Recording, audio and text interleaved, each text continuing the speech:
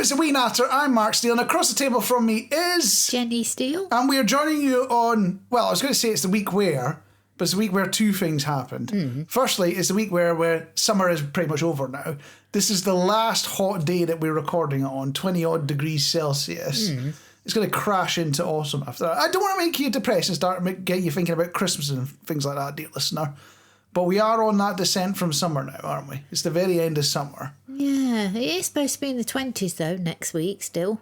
Although on the plus side, if you're watching us on YouTube or on Spotify, where you can get the video edition of this fine podcast as well, you get to see me looking very sweaty and very hot and very humid. Yeah. Because the weird thing about Britain, and I don't know how true this is, but Britain tends to be far more humid when it comes to heat than, you know, if you go to a foreign country to enjoy your jollies in Spain or whatever.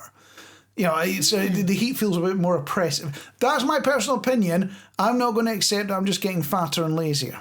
That's what I'm going to say. The other thing that is the week of is that I was reminded that 17 years ago I missed out on a Gina G concert. Oh, wow. Yeah. I was absolutely devastated because I was doing something far more fun. What was you doing? I was working shifts at Comet. That's what I was doing.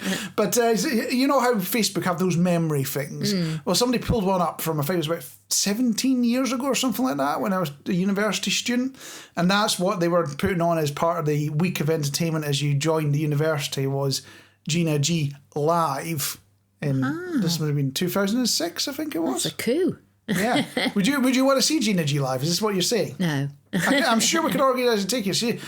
She must be the sort of artist that's at the point in her career where she's doing like Butland's tours and things. Yeah, like that. Probably. If you happen to know, dear listener, do tell us. No. It's just for information. I'm not going to go buy tickets. I'm just intrigued to find out. Yeah. And a slightly more upbeat piece of information is that we have reached 1 year of A Wee Natter. Wow. This fine round of applause. Round of applause. If you want it in numbers, 8,800 times in the last year, you have streamed this video or listened to this audio or somehow acquired it through the ether. That's amazing. It sounds like a big number. Just don't work out how many people it is per episode. Oh, but it sounds like a wonderful number. We're glad to have you along, dear listener. We love having you here. And... well, I've got to say thanks, haven't I? I've got to say, you know, it's a big achievement. And the only way that I know how, which is to go down to my local Asda, go into the bakery, there's a little computer hidden in the corner of the bakery, you give it a photo and, well, I was about to say out pops a cake, but it involves a man in the corner trying to hide from customers. But the important bit is you end up with something printed on a cake. So if you're watching this on the internet, you will see that there's a cake with my and Jenny's mugs on it. I would like to offer you a piece, but I imagine it'll be fairly rotten by the time it gets to you. And also, you know, I don't want to get into the legal action off the back of that. I don't want to be sued because you've eaten some rough cake that I've given you as a nice treat. I can send you the picture if you want to go print your own version in Asda. I'll leave that open as an option. Or maybe we should start selling, you know, novelty cakes with our faces on it. Yeah. That get shipped to your house. Yeah, maybe Sooty's face. Yeah, that cake. I've just realised there are only two of us that live in this fine house. And we do have a few friends, don't get me wrong, we'll be passing pieces out to them. It's going to take a long time to eat that cake. We are going to have to do the wedding cake thing where you freeze it and you have little bits every so often, so it lasts a bit longer. Maybe we'll finish it by the time we get around to year 2. Stephen, cake's on its way next Saturday. You're already warning people. That's the worrying bit. So what did you think of the cake? You're happy with it? Yeah, it looks nice, yeah. You like the fact your mug is on the cake? Not too bad. I'm in the shade, so it's not too bad. In the shade. And I didn't realise it prints quite dark on cake as well. It's not like it's nice, bright and vibrant. It is quite moody and dark. So if you're going for that, what is it, Scandinavian murder TV show type feel to your pictures. Murder, She Wrote or whatever. Yeah, as does cake printing service is the place to go, apparently. I wouldn't have thought that, but apparently that's the way it is. And on a more positive note, we've been off 2 weeks, but the mailbox has still been coming in. And in touch has been Samantha Palmer saying, "Hello, I've just listened to the latest podcast edition. Oh, I'm very glad to have you on board. It's nice to have you along. And here are my answers to some of the questions." That's not me that's talking here, dear listener. This is Samantha Palmer that's talking. So as long as you're getting your head around that, but we're good. We'll carry on from there. Should Mark fix the water pump on the car? Best not, as Jenny has left carless for work. I'm not sure, actually. I could work from home. I have done it on my own car when I had my own car at one point. I will admit, I kind of screwed it up the first time because I did. Well, you do the timing belt and water pump, and it's easy enough to get it off and put it back on again and then get everything in the right timing and whatnot. Because it's all got little arrows and things that you just line up. It is kids' play to do that, even though you have to take an engine mount off or whatever. The bit I screwed up on was when I put the new tensioner on, I didn't actually tension the tensioner. So it was all fine when I was testing it at the home and, turning it on and it was all ticking over fine. That's brilliant. Take it on the motorway the next day and it's sounding rough as because it started jumping a few teeth. And so I did end up fixing it in the end. And the other one that caught me out is there's a little sensor at the bottom of the engine. It detects the position at the... I want to call it the cam. It's that bent rod that goes round the bottom of the engine that moves the pistons up and down. And I forgot to plug that in. And when you don't plug that in, the engine doesn't start. So I thought I'd royally screwed it up at that point. Oh dear, new engine. It goes to start, it moves it a little bit, and then goes, I can't see what position it's in, and just gives up and stops. But thankfully it's a diesel. They're quite robust, and it's not the end of the world. It's just polluting the world. But it's not the end of the world if it's running a bit rough. I did get it sorted. I did fix my fault. I'm very good at screwing up the first time round and then fixing it later. Yeah. Patching over, smoothing over. It hasn't led to any house fires or floods yet. That's a work in progress. It will probably happen. I'm bracing for it. Programmes that haven't aged well. The 1984 film Woman in Red with Gene Wilder and Kelly LeBrock. Oh, I've never heard of that. I've never heard of that one as well. I don't know whether I'm tempted to watch it or not because I don't know anything about the film. So we'll have to see what happens there.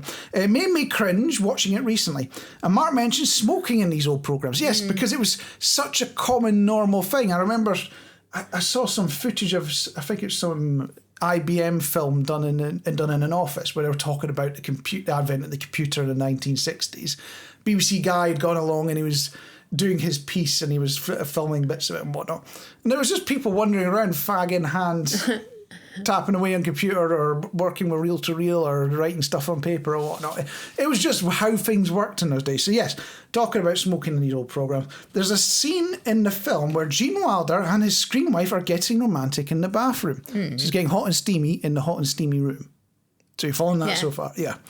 She lights him a cigarette and hands it to him as he's lying in the bath, and then lights one for herself and sits on the edge of the bath with it. Why? Just why? That is Samantha's question. And that has reminded me, we've been off for a couple of weeks because nous visitons la Suisse. That's me showing off, pretending I know very much French at all. I can read enough to figure out where the toilets are. And to order 2 Diet Cokes.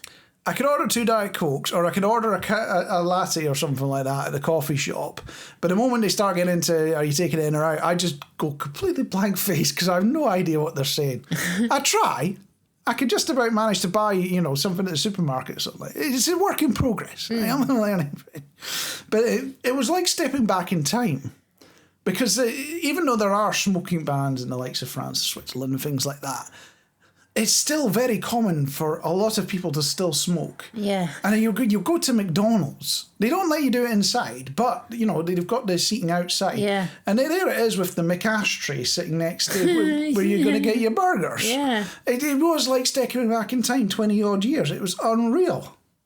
I didn't like that. They spoilt it for me. Well, the important bit is they don't know that NSYNC has broken up yet, so we'll break it to them when they move forward enough in time to catch up at that point. But also, Samantha had another point to make. And if our robotic overlords could enforce anything, it would be to target those who drop litter. Oh, yeah. Which is just incredibly lazy. And actually, I'm involved on a parish council now, which is being sounds very formal. It sounds like it's involved with the church. It's not. It is basically dog poo bins and bus stops. It always has been that, but that's what it is.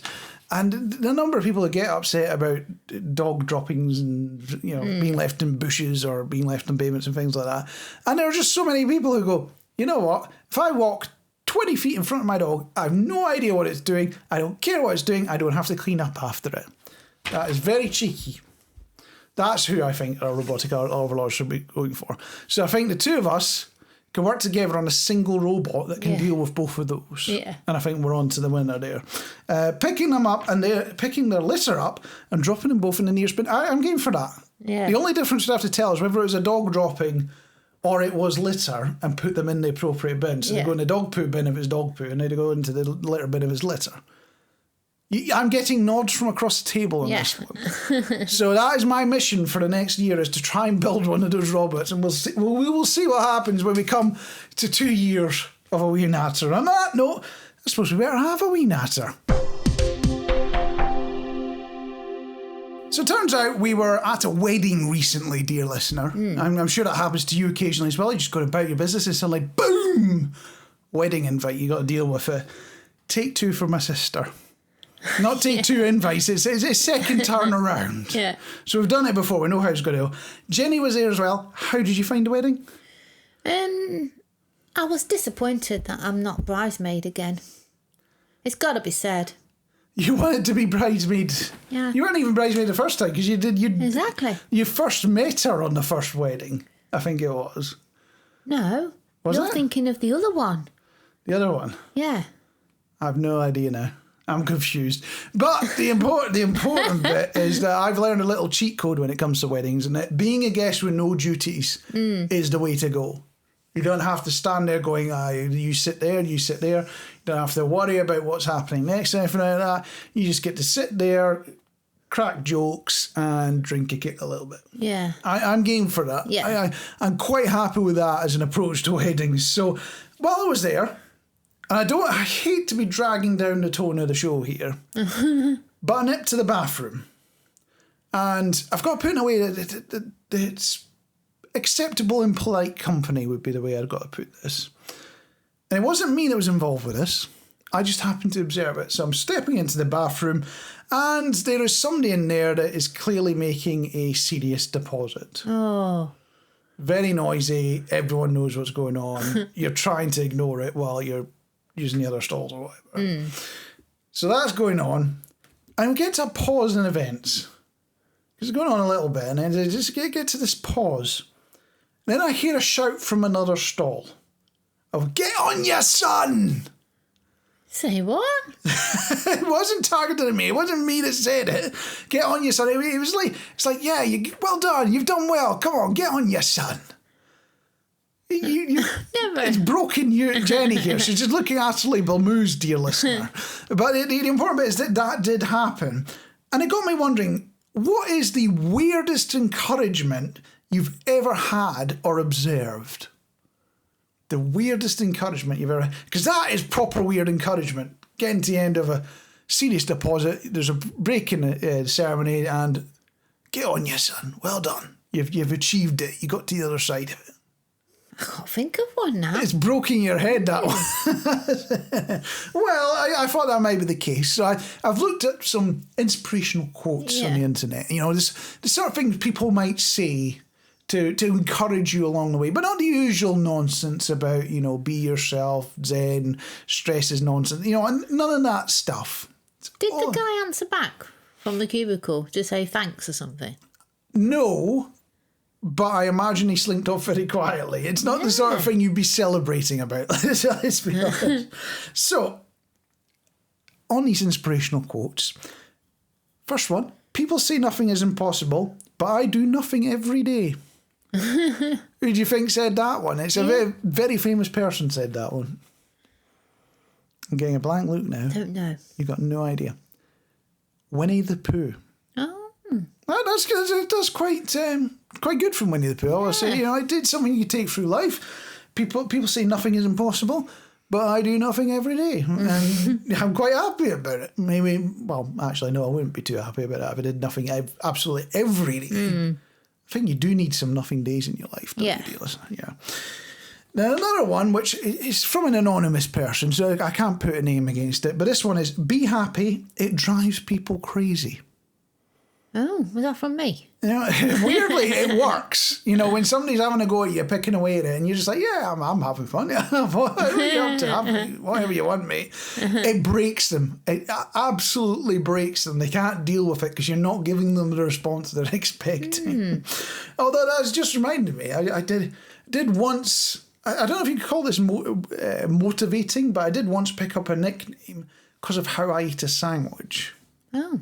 What do you think that nickname was? Fast act. Fast act. No, it was not Speedy Gonzales either. No, it was machine. Because apparently I was eating it like a robot. I was going, bite, back down, bite, back down. Apparently that meant I was called machine from then on in. So we're going to open this up to you. What is the weirdest encouragement you've ever had? Or even open it up to one that you've heard going to somebody else. A couple ways to get in touch on Spotify. If you're watching or listening on Spotify now, top of the page, you can tap on the question, stick your answer in there as well. If you're on YouTube, which you're actually watching right now, because we're a podcast on YouTube apparently. That's how video works. If you go down the screen, you'll see a comment section. It might be filled with rage bait and robots and all sorts of nasty things, but you can stick comments in there and I'll get a look at them and answer you there as well. Or on the socials, at Solid Radio UK or at Solid Sooty, and tell us what is the weirdest encouragement you've ever had or you've seen somebody else get. So I came home the other day, dear listener. I was just saying dear viewer nowadays, because you can watch this on YouTube and on Spotify as well. But I came home the other day, and this fine house smelt like a chip shop. Oh, I hadn't been eating chips while you was out. A chip shop? Where was I? Well, you know the smell of vinegar? Mm. What were you using the vinegar for? It was just a strong smell of vinegar. I don't remember using the vinegar. I think it was when you were cleaning. Oh, you mean me white vinegar? Well, yes. It's still vinegar. It still smells like a chip shop when you smell it. Just reminding me that it's that sort of old wives' remedy tale, whatever you want to call it. The concept that you clean windows with vinegar and newspaper. I've never tried that. It sounds like it shouldn't work. Vinegar does work on windows, but I've never done the newspaper. Newspaper makes me think you're going to see, yesterday's weather forecast imprinted on the window when you try to clean it, because that's the thing with newspaper is it leaves imprints everywhere. That's why we don't use it in your chip shop anymore, because you used to get yesterday's crossword on your fish and chips, which I don't know what it did for you for the flavour, but it certainly wasn't good for your health, I'm sure. Which is why they put it in fake newspaper and things nowadays.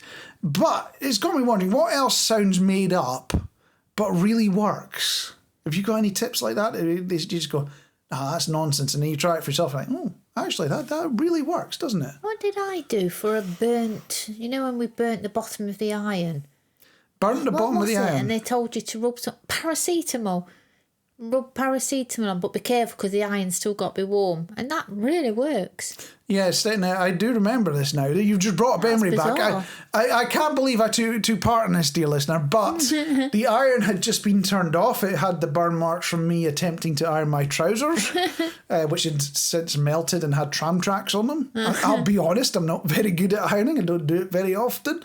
But yeah, the iron had all these horrible things on it. So it's still warm, and there I am with a pair of tweezers. Oh yeah, that was it. Yeah. And a paracetamol pill, rubbing away, basically scraping off gently. It just came off really easy, didn't it? I can't believe it worked. I can't believe it worked. You've just reminded me of one that my old man was involved in. Because he used to do research. He was a research scientist for a while. He'd done a few other jobs. He was a research scientist for a while. And I just remember one day he came in with these magnesium supplements. I remember they were strawberry flavour. And we were basically put on them from that day forth. Because apparently the research he'd been working on was showing it was very good for your heart and all that. And it's like, right, we're all doing magnesium supplements. I do remember that. And, which sounds like some sort of kooky person that goes on the internet or something like that. But he did work for like one of the heart charities, and he was a proper medical research scientist. This wasn't like your crackpot on YouTube that was going on about, try this, it'll solve all your problems. I guess with the time of year, because we have reached a year of A Wee Natter, one of the first things we started on was dealing with spiders coming in the house. Oh, yeah. You've been trying a few of the remedies, Jenny. Yeah. Have any of them worked? I'm still on the peppermint, but this time I'm creating my own spray with the peppermint oil into my water. And I feel like it has. I attacked a load of spiders outside the window this morning. They tend to just drop off and crawl away. So I haven't seen any back. So I've been using it on the inside of the house, but I had a thought of let me try it on the outside of the house because I could see them knocking around the window frame. I thought, you're not coming in here. So I tried it this morning and they all quickly dangled down off their webs and went. Because they leave spider poo on your window ledges. I didn't know that. Spider poo, spider poo. Everyone's crawling in spider poo. Yeah. I'm going to get sued for singing this song, and I'm going to end up very poor, so I'll stop singing it there. I suppose when you think about it, it's like fish poo. You don't think it's a thing, but it must be. Yeah. It's got to be a thing, and it's got to be in the water supply somewhere. I'm sure with proper filtering and, the amount of water there is versus fish poo, you're never going to see it, but it is a bit like your spiders. It's not something you sit there going, well, actually I've got to remember to deal with that. Yeah. And we had one on the stair the other morning, didn't we? That was a bit too big for me to deal with. What, the spider or the spider poo? The spider. Even the cat just jumped past it. So hang on, you got a cat to deal with all these sort of things, all the beasties, because cats usually view spiders as a quick treat, isn't it? Yeah, not sooty, no. She just hopped past it on the stair. Charmer, isn't she? How about wasps? I suppose we're getting a bit late in the year for them now. I hate them as well. Yeah. I was plagued by them in Switzerland. Well, I had a look on the internet. Apparently, the way you deal with wasps is you're supposed to burn coffee. Oh. But I'm looking at that and I can't help but think it will backfire at some point, especially if the wasps get addicted to coffee.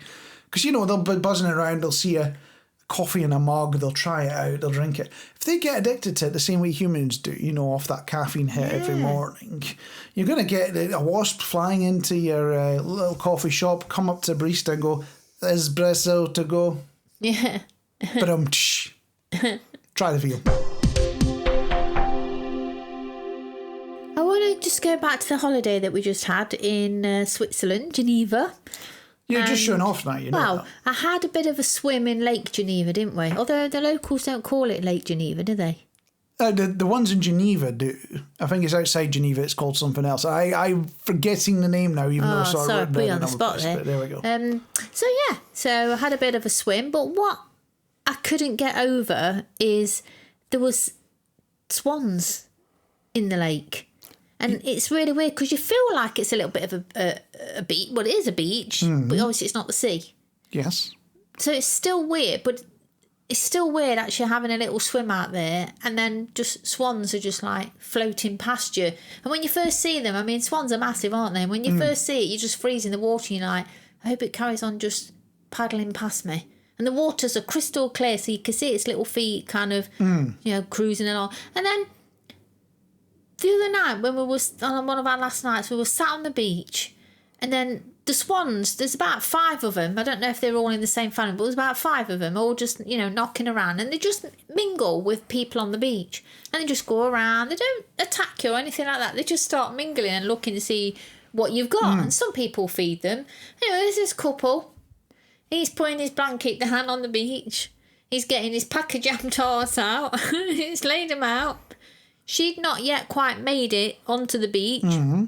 And this swan just cruises up, knocking around, looks down, sees a pack of mince jam tarts. And what does it do?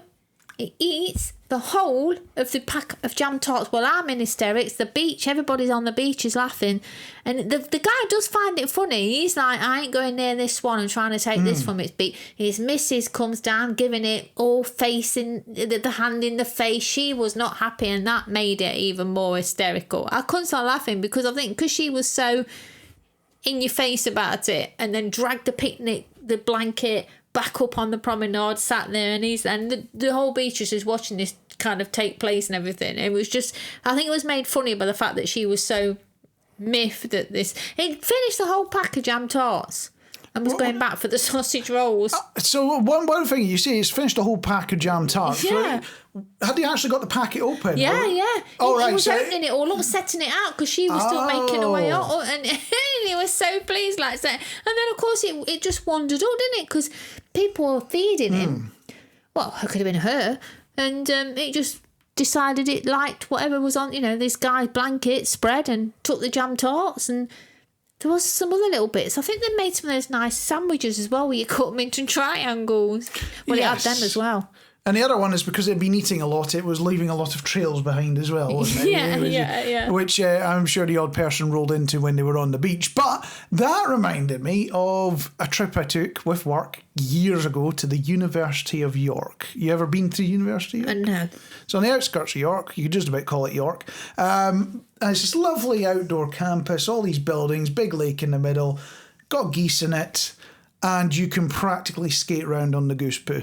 Oh. It's almost like a layer across the entire outside. You can just whoosh, whoosh, whoosh. You know, like in the Winter Olympics when they have the ice skating that's going round in a, they're racing in a circle or whatever they call it. Yeah. I was about to say like a tic-tac shape. You know what I'm on about when they're doing that. You could almost move round the University of York like that. That's probably the quickest way. And you're probably less likely to fall on your backside and get more of it on you that way, I must say.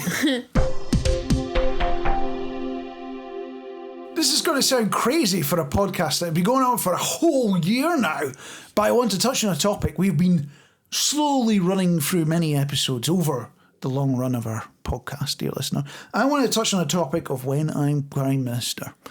And we should probably have the national anthem playing at this point. What is the national anthem nowadays?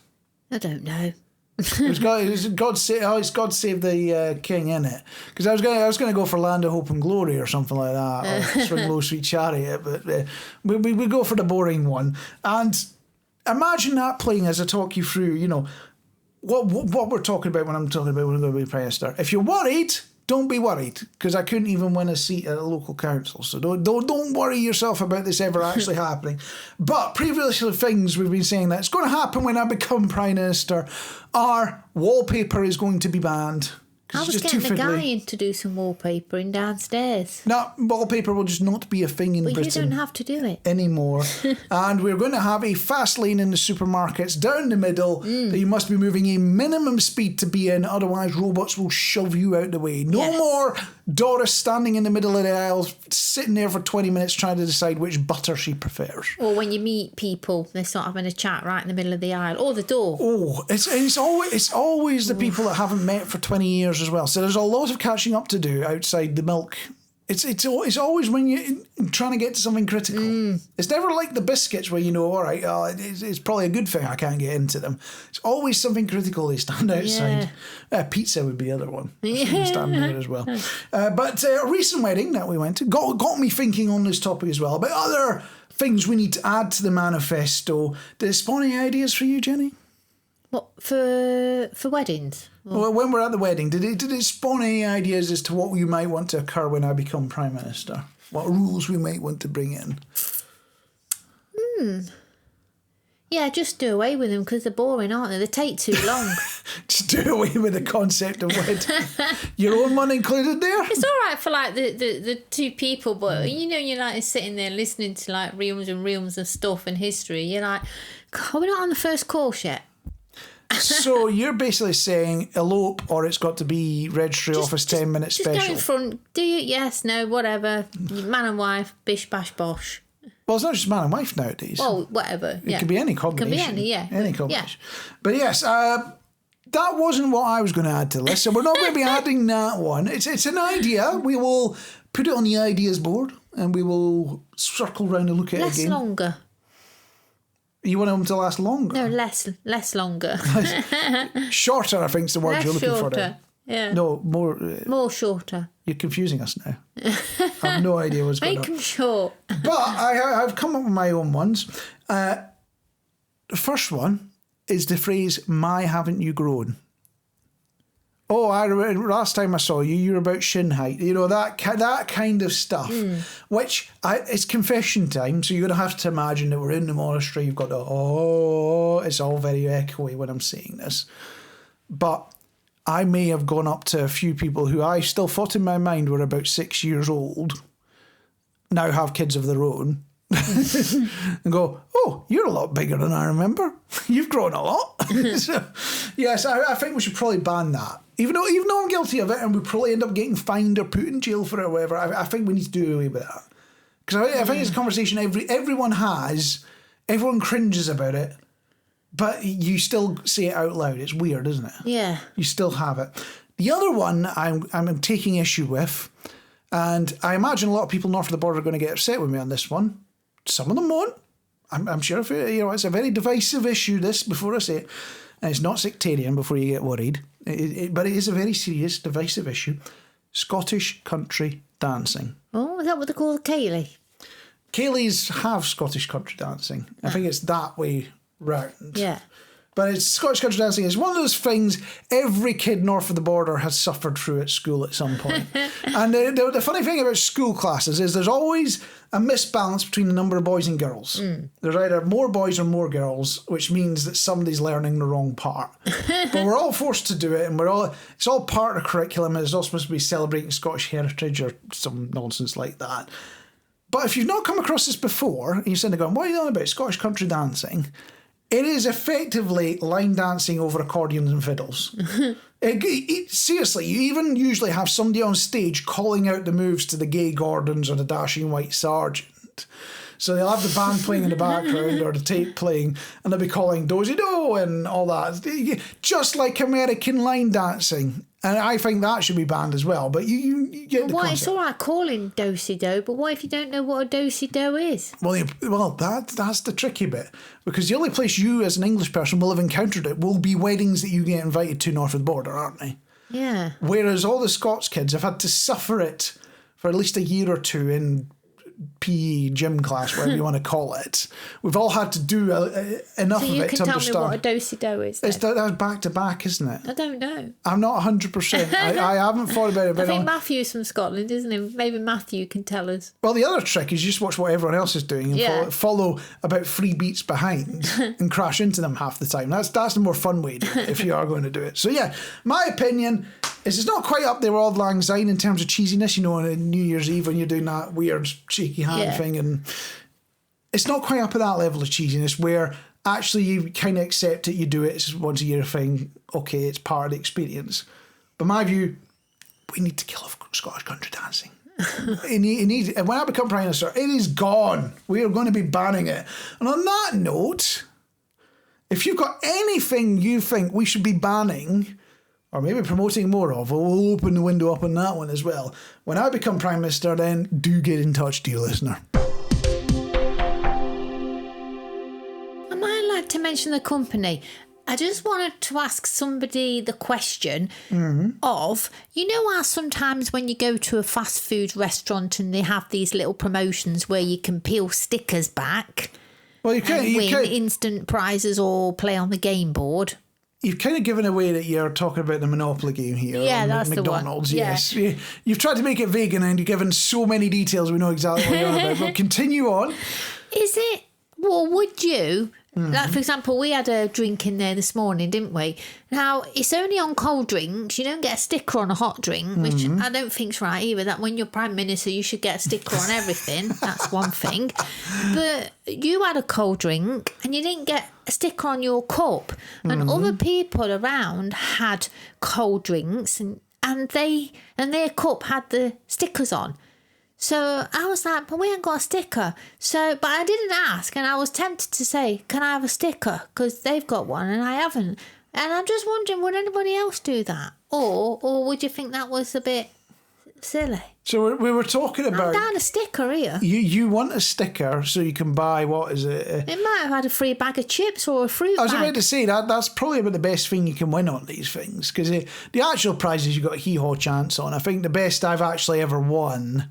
was I think it was like a coffee table photo book where you uploaded the photos. Oh God, yeah, but they're rubbish, aren't they? I mean, it's surprises like that. I think I've won the odd one, or a day trial at a gym that you're never going to go to a gym. You're not interested in going to a gym, but you win that prize anyway. Well, you say that. I've been meaning to go back to the gym for a long time, but you do make a point there, yes.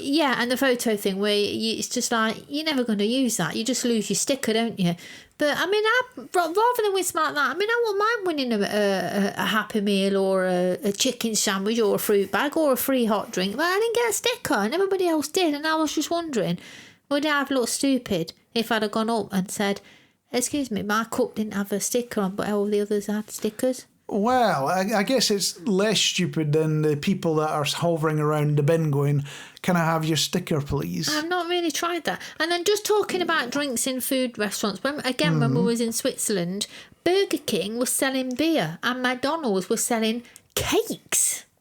Yes, you could have had a macaron in McDonald's. Apple pie? No, well, I know they do apple pie, but I mean proper apple. Well, not that I'm saying it's not a proper apple pie, but you know what I mean. And like a proper round pie that you cut into slices. Your nan'd mate, yeah. Not their weird pocket thing. Yeah, that they normally yeah. do. I'm sure you could have had the pocket burns your thing. tongue, even though you've left it for 10 minutes. That one. But yeah, I just wondered if anybody else would have gone up and asked for a sticker. I wouldn't have, but I don't put it past you. So I've been looking on the internet, dear listener. I don't want you to worry yourself too much about the sort of thing we'll end up talking about. I haven't been to the seedier parts of the internet, but I have been on the internet and I have found a way of getting free public transport. Sounds good, doesn't it? It looks legit to me. It doesn't look like it's a scam or anything like that, or you're going to print a fake ticket or any of that sort of nonsense. How do you think this works? How do you think you can get this free public transport? I don't know, work for the company. Well, you could, but this isn't the option here. And it gets you on a train, tram or bus without a ticket in Austria, which is not to be confused with Australia. And you're getting free public transport for a year, so it is time limited, if you get a political tattoo. Oh, no. That's it. If it was forever, I'd be a bit more on board with it. Like, it's for life. You get free transport for life because you get this tattoo on your arm or whatever. I maybe even think about that because that's a lot of money it could save you. Imagine being able to travel anywhere on British Rail or British Airways or something like that because you've got a tattoo on your arm. Has it got to be on your arm? Can you have it somewhere discreet? Well, they didn't say you had to put it on your face. That'd be an option. Maybe You just walk over to the barcode scanner to print a ticket and you just stick your forehead in. It lets you on board. But no, I don't think I could live with it just for a year. No. Because that's quite a commitment just to get a year's travel. It feels a bit extreme just to save a few quid a day. But like you say, it could be worse. It could be a face tattoo.